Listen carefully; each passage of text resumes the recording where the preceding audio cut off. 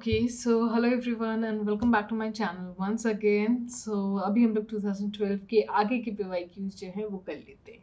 So let's begin. Now, which of the following statement is true? Okay, the essence of marketing, the transaction of an exchange.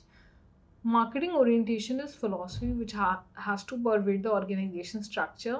Marketing is also a managerial function involving analysis, planning and control marketing activities in an organization. काफ़ी लोगों को ये बहुत difficult लग रहा होगा but it's simple, it's all of the above. तीनों के तीनों ही हमारे स्टेटमेंट बिल्कुल सही है. मार्केटिंग में क्या होता है? ट्रांजैक्शन होता है ऑफ एन एक्सचेंज, राइट? आप सामने वाले को नॉलेज दे रहे हो एंड बदले में वो आपका परचेज करेगा product. Then marketing orientation is philosophy and marketing हमारा एक तरीके का मैनेजरियल फंक्शन है. It's correct. Now marketing plan में जो है क्वेश्चन है, मार्केटिंग प्लान में आपके 3 कंपोनेंट्स होते हैं. वो 3 कंपोनेंट्स क्या हैं? ना दिस इज द क्वेश्चन जिसमें आप बहुत अच्छे से कंफ्यूज हो सकते हो अगर आप घर से 3 कंपोनेंट्स पढ़ के नहीं गए हो. So it's 1 2 3, that is objectives, policies and programmes. ठीक है, so don't get confuse. Marketing plan में ऑब्जेक्टिव आपका क्या है, उसके रिगार्डिंग आप पॉलिसी फ्रेम करते हो, प्रोग्राम बनाते हो. ओके, ना नेक्स्ट क्या है?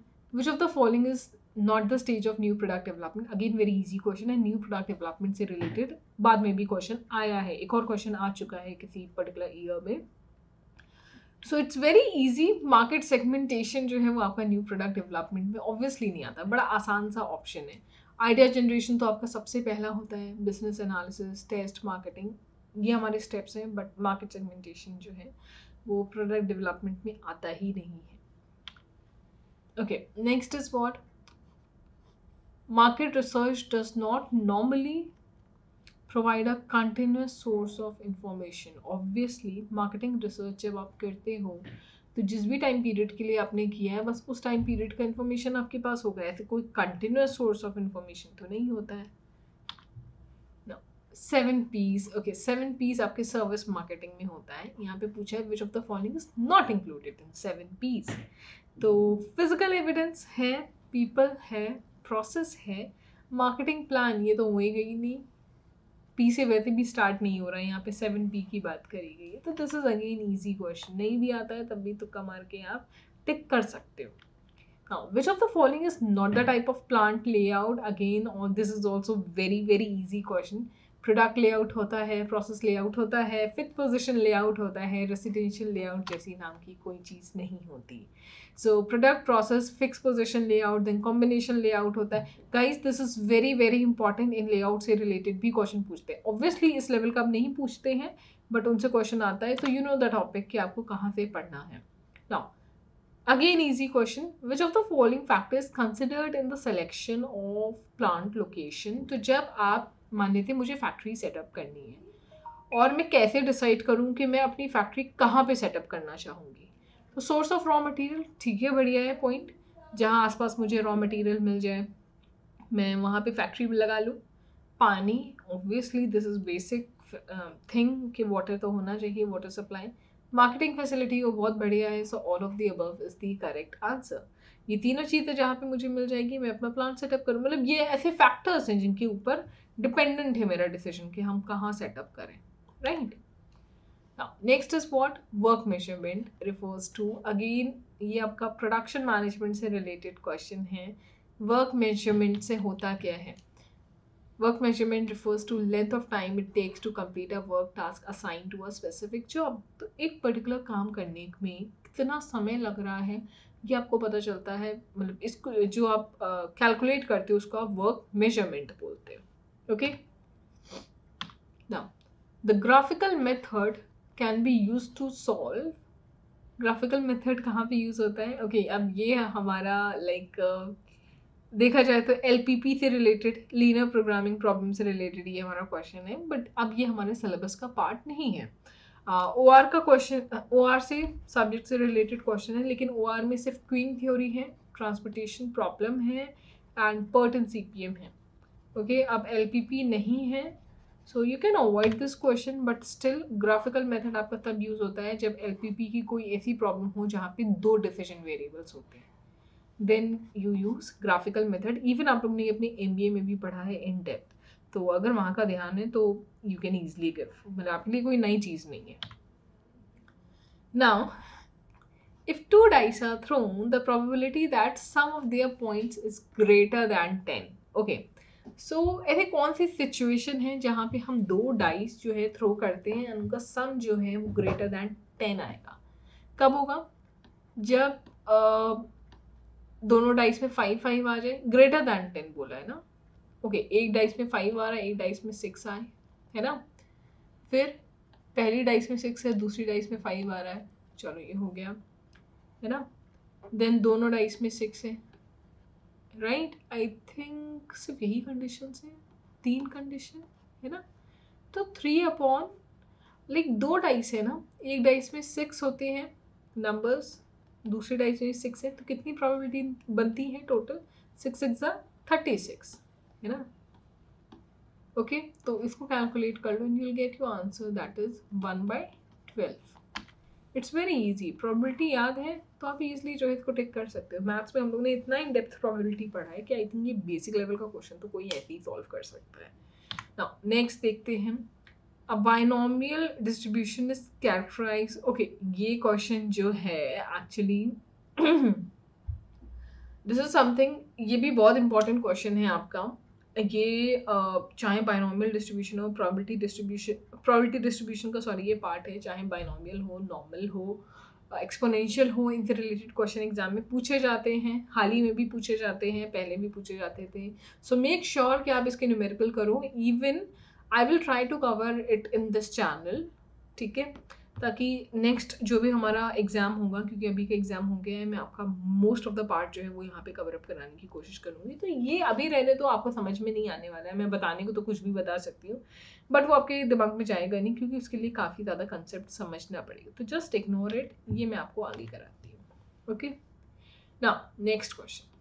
To variables are said to be perfectly negative correlated. समझे, मतलब एक ऐसे जा रहा है तो दूसरा ऐसे जा रहा है, ठीक है, आपस में दूर दूर तक, मतलब दोनों ऑपोजिट एकदम चल रहे हैं, तो उसको हम परफेक्टली नेगेटिव कोरिलेटेड बोलते हैं. तो ऐसा कब होता है?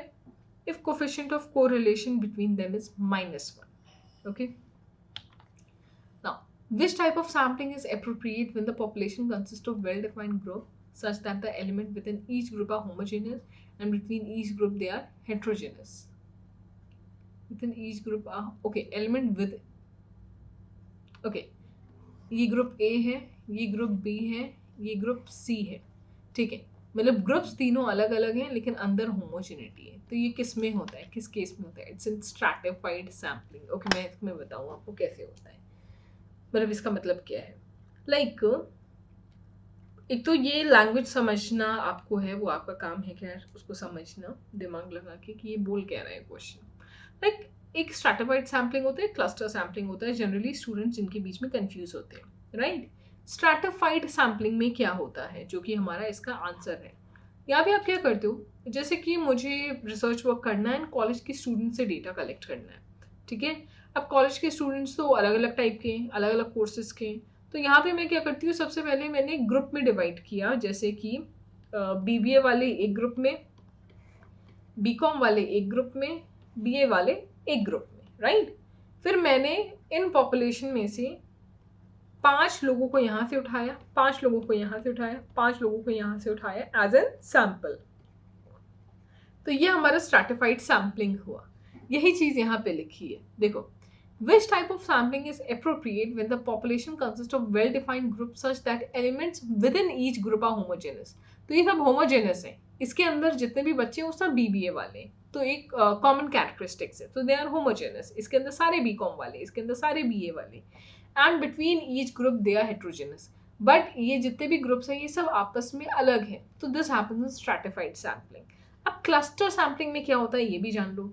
यहाँ पे हम क्या करते हैं, वो जो कॉलेज के स्टूडेंट्स थे ना, हम लोग ने उनको रैंडमली ऐसे ग्रुप में डिवाइड कर दिया, ऐसे, ठीक है, और फिर पूरे एक ग्रुप को एज एन सैम्पल ले लिया और बाकी 2 ग्रुप्स इग्नोर्ड. तो this is cluster. Okay, I hope कि क्लियर है. Now next is what? Which of the following is not a type of internet connection? It's ISP. Obviously ये हमारा कोई internet connection नहीं होता है. बाकी सारे चाहे dial up हो, lease line हो, ISDN, these all are like different types of internet connection. Now basically यहाँ पे मैच द फॉलोइंग है. डिस्ट्रीब्यूशन, probability distribution से रिलेटेड है, Poisson, normal, chi square, and it's very easy. Let's see. सबसे पहले answer हम देख लेते हैं सीधा उसी से.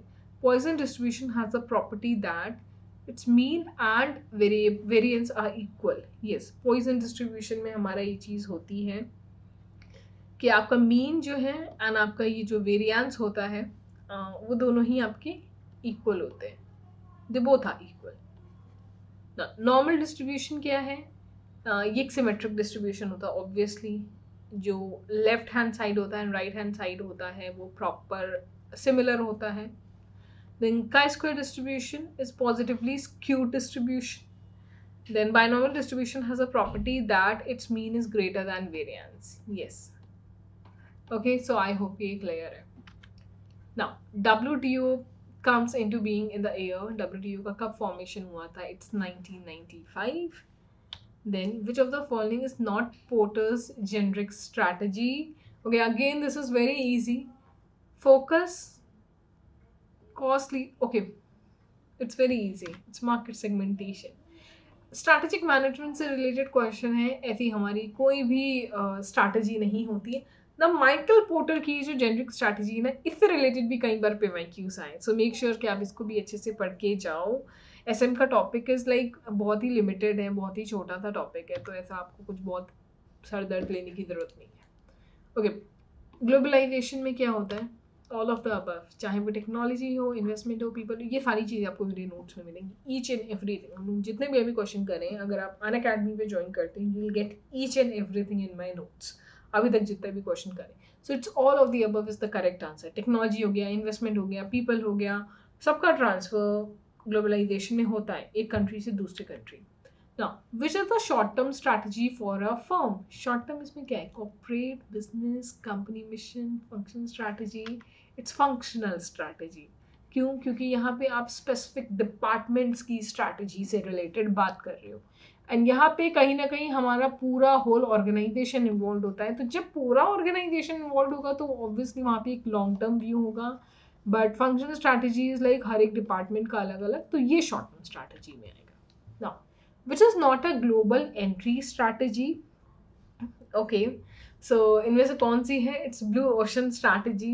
I don't know कितने लोगों ने यहाँ पे blue ocean पढ़ी होगी, बट ये global entry strategy नहीं आता. global entry मतलब कि जब आपको इंटरनेशनल मार्केट में एंटर करना है तो आप कैसे कर सकते हो. ठीक है, आप माल बाहर एक्सपोर्ट करो, एक वो तरीका है. किसी दूसरी कंपनी के साथ जॉइंट वेंचर में आ जाओ, किसी दूसरी कंपनी को एक्वायर कर लो, मर्ज कर लो किसी के साथ. तो दीज आर द लाइक तरीके जिससे आप एंट्री पा सकते हो. ये इंटरनेशनल बिजनेस का पार्ट है, बट ब्लू ओशन स्ट्रैटेजी जो है वो इसके अंदर नहीं आता. And guys, again we are done with next 20 questions. So I hope कि क्लियर है. Please mention in comment section अगर आपको कोई भी डाउट होता है. I try to solve and मैं एक प्रॉपर डेडिकेटेड वीडियो जो है वो बना दूंगी आप लोगों के डाउट से related. Till then, goodbye and thank you so much.